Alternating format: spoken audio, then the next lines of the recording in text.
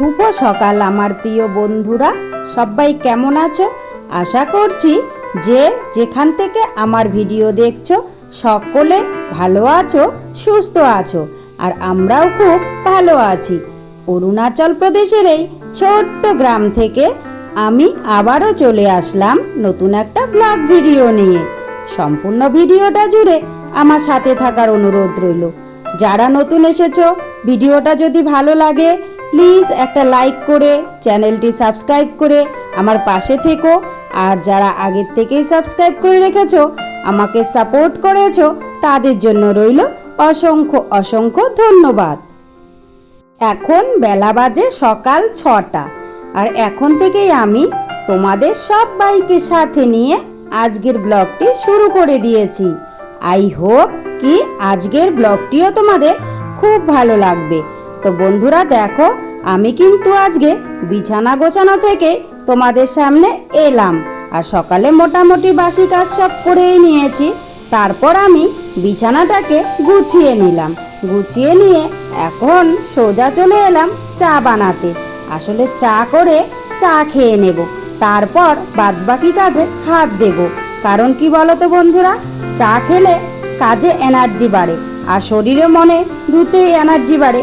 সকাল সকাল যেহেতু চা খাওয়া অভ্যেস, সে কারণেই কিন্তু চাটা করে নিলাম। কিছুটা বাসি কাজ করার পরেই আগে চাটা জানো তো খেয়ে নিই। তো চা খেতে আমি বসে গেলাম চেয়ারে, আর কর্তামশাইয়ের চাটা রেখে দিলাম। কারণ কর্তামশাই ব্রাশ করছে, মুখ ধুচ্ছে, আর আমার সঙ্গে কথা বলছে। তারপর চা খেতে বসে আমি প্রথমে জল খেয়ে নিলাম। এবার আমি কৌটো থেকে একটা বিস্কুট বের করে নেব। ভেবেছিলাম বিস্কুট খাবো না, শুধুই চা খাবো। তো কর্তামশাই বলছে সকাল সকাল শুধু চা খেতে খেতে তোমার লিভারটা একেবারে পচে যাবে। শুধু চা সকালে খেতে নেই, মুড়ি আছে, বিস্কিট আছে, যে কোনো কিছু একটা দিয়ে তো খাও, না হলে বিস্কুট আনার কি দরকার। তো এইভাবে বলছে, তাই কিন্তু আমি একটা বিস্কুট নিয়ে নিলাম। আর বেশিরভাগ সময়টাই আমি শুধু চা খাই, তাই বকা খেতে খেতে এখন কিন্তু প্রায় বিস্কুট দিয়েই চা খাওয়া শিখেছি জানো তো। আর এ ঘরের বিছানাটা আমি দেখো এখনো গোছাইনি। চাটা খেয়ে নিয়ে তারপর কিন্তু এ ঘরের বিছানাটাকে গোছাবো।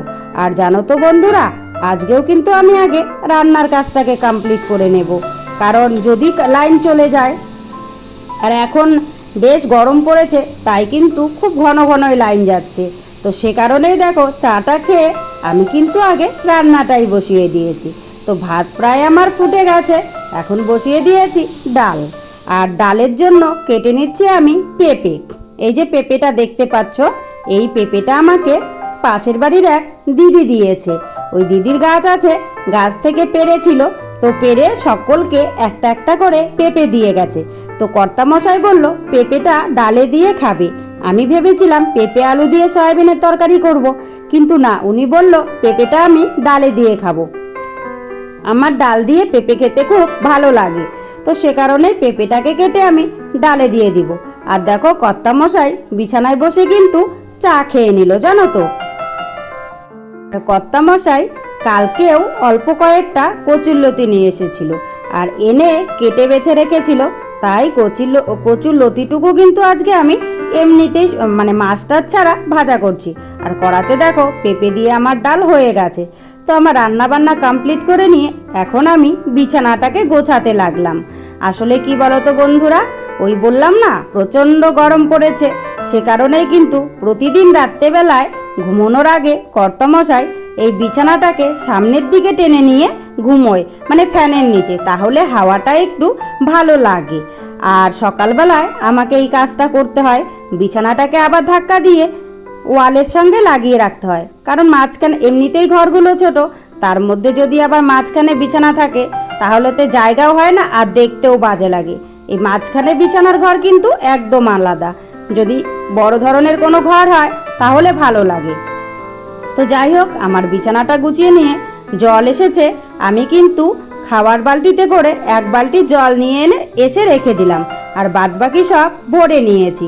তারপর আমি দেখো ইন্ডাকশানটাকে মুছে নিচ্ছি ভালো করে, কেন বলো তো বন্ধুরা, রান্না করার পর ইন্ডাকশানটার অবস্থা মানে একদমই খারাপ হয়ে যায়।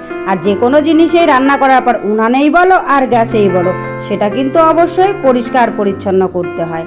তারপর এগুলো সব করে জলও এসেছিল, জলও টানাটানি করেছি, তাই কিন্তু ঘরটা খুব ভিজে ভিজে হয়ে গেছে। আর গ্যাস ট্যাসও যেহেতু মোছা হয়ে গেছে, তাই কিন্তু আমি ঘরটাকে মুছে নিচ্ছি, জল পড়েছে সে কারণে। আর কর্তামশাই এখানে বসে বসে হাওয়া খাচ্ছে। আসলে বাইরে প্রচণ্ড রোদ্দুর আর প্রচণ্ড গরম, তো এই গরমে আর কোথায় যাবে, সে কারণেই ঘরে মানে বাড়িতেই আছে আর কি, এদিক সেদিক একটু হাঁটাহাঁটি করে আবার চলে আসে। তারপর এদিকে আমি ঘর মুছতে মুছতে আমার ঘর মোছা কমপ্লিট করে মাঝখানে অনেক কাজ করে নিয়েছি। আর কর্তামশাইয়ের ডাক পড়েছে, কর্তামশাইও বেরিয়ে গেছে তখন কিন্তু কয়েকটা জলের বোতল নিয়ে গেছিল। আর তোমরা তো দেখতেই পেলে জলের বোতলে করে ঝর্ণার থেকে খাওয়ার জন্য জল নিয়ে এসেছে। তো জলগুলোকে আমি গুছিয়ে রেখে এবার আমি বাসনগুলোকে মেজে নিচ্ছি। আসলে সকাল থেকে একবারও বাসন মাজার সময় পাইনি, তো এখন ভাবলাম সব বাসনগুলোকে একসঙ্গে মেজে নিই, তাই এখন কিন্তু আমি বাসনগুলোকে মেজে নিচ্ছি। আর কর্তামশাই এসে জানো তো খেতে বসে গেছে, সকাল থেকে এখনো পর্যন্ত খাইনি, তো বলল আমাকে একটু ভাত দিয়ে দাও, আমি খেয়ে নেই, আর ওইদিকে তুমি বাসনগুলো মেজে নাও। তাই আমি কর্তামশাইকে ভাত দিয়েছি, উনি খাচ্ছে, আর আমি এদিকে বাসন টাসনগুলো মেজে নিলাম। এবার ঘরদোর যেহেতু পরিষ্কার করেছি, তো অনেকগুলোই হচ্ছে কি বলে কাচরা জমেছে, কাচরা বলতে ডাস্টবিনের নোংরা আর কি, ঘরদোর ছাপা করা, তারপর রান্নাবান্না করেছি, এগুলো সব কিছু। তো এইগুলোকে প্লাস্টিকে জমা করে রেখেছিলাম, এখন পেছন দিকটায় নিয়ে গিয়ে একদম ফেলে দিয়ে চলে এলাম। তারপর দেখো এবার আমি ঘরটাকে ভালো করে পরিষ্কার করে নিচ্ছি।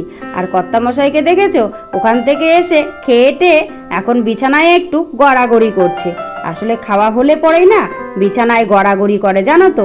আর আমি কি করলাম বলো তো, সব কাঁচরা টাচরা ফেলে আমি একদম চকির নিচ টিচ ভালো করে পরিষ্কার করে নিলাম, কারণ এভাবে তো প্রতিদিন পরিষ্কার করার সময় পাইনি।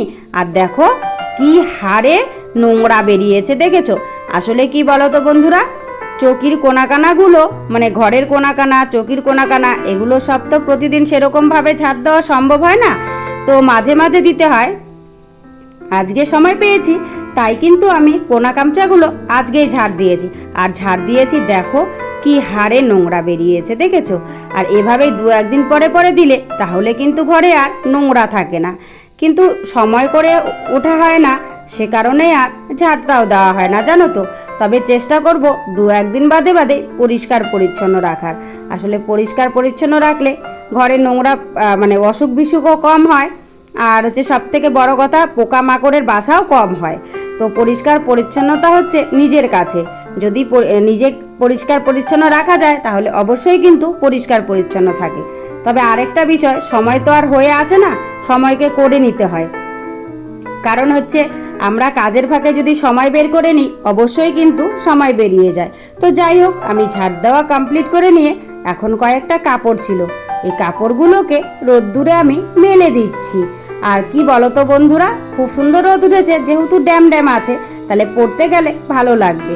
আর এদিকে দেখো জল এসেছে, আর জল এসেছে দেখে মেয়ের যে জামা কাপড়গুলো আছে, স্কুলের ড্রেস, তারপর একটা জামা, কর্তামশাইয়ের একটা গেঞ্জি, ভাবলাম যেহেতু জল এসেছে আর রোদটাও খুব ভালো উঠেছে, রান্নাবান্নাও সব কমপ্লিট, তো এখন কেননা আমি কাপড়গুলোকে কেচে দিই। তাই কিন্তু দেখো আমি কাপড়গুলোকে কাচার জন্য ভিজিয়ে নিয়েছি, আর ভিজিয়ে নিয়ে বারান্দার মধ্যেই কেচে দিচ্ছি। আজকে আর বাথরুমে যাচ্ছি না। আর যেহেতু এগুলো সাদা জামা, সাদা জামাগুলোকে না আমি বাথরুমে কাচি না, কারণ তোমরা তো দেখেইছো আমার বাথরুমটার কি হাল। সেখান থেকে কাচতে গিয়ে যদি সাদা জামার মধ্যে আবার দাগ টাগ লেগে যায়, সে কারণেই কিন্তু আমি বাথরুমে নিয়ে কাচি না। এটা হচ্ছে বারান্দায় কেচে দিই, কেচে তারপর জল ঢেলে বারান্দাটাকে সুন্দর করে ধুয়ে দিই। আর এমনিতেও তো আমার বারান্দাটা মুছতে হয়, আর রোদ অনেকটাই উঠেছে, জলটা পড়লে পরে শুকিয়ে যাবে, অতটাও কষ্ট হবে না জলটা শুকোতে। তাই কিন্তু আমি বারান্দাতেই কেচে নিলাম। আর কেচে নিয়ে দেখো এখন আমি ধুয়ে নিচ্ছি, আমার কাচাকুচি কিন্তু কমপ্লিট হয়ে গেছে। আর জানো তো বন্ধুরা, ভিডিওটা কাপা দেখে তোমরা হয়তো বুঝতেই পারছো যে এই ভিডিওটা আমার মেয়ে করে দিয়েছে। আসলে আমি এমনিতেই রেখে করতে চেয়েছিলাম, তো দেখছি রাখা যাচ্ছেই না এদিক ওদিক করে, তো মেয়ে বলছে মা দাও আমি তোমাকে ভিডিওটা করে দিচ্ছি। তাই কিন্তু আমি মেয়েকে দিয়ে দিলাম। আর দেখো এখন আমি সব কাপড়গুলোকে ভালো করে ধুয়ে নিচ্ছি। আর ধুয়ে নেওয়ার যে জলটা আছে সেটা দিয়ে সিঁড়ি টিড়িগুলো বেশ ভালো করে ধুয়ে দিচ্ছি। আর সিঁড়িটার নিচে জানো তো কর্তামশাই পান নয় শেখর খেয়ে পিক ফেলেছিল, সেই জায়গাটা প্রচণ্ড লাল হয়ে আছে। তো ভাবলাম এই জলটা দিয়ে পা দিয়ে ভালো করে ঘষে ঘষে সেই জায়গাটা পরিষ্কার করে দেব, তাহলে এক্সট্রা করে আমাকে আর জল দিতে হচ্ছে না। তাই কিন্তু আমি জলটাকে ঢেলে দিলাম। এবার কাপড়গুলোকে সব আমি মেলে দিচ্ছি।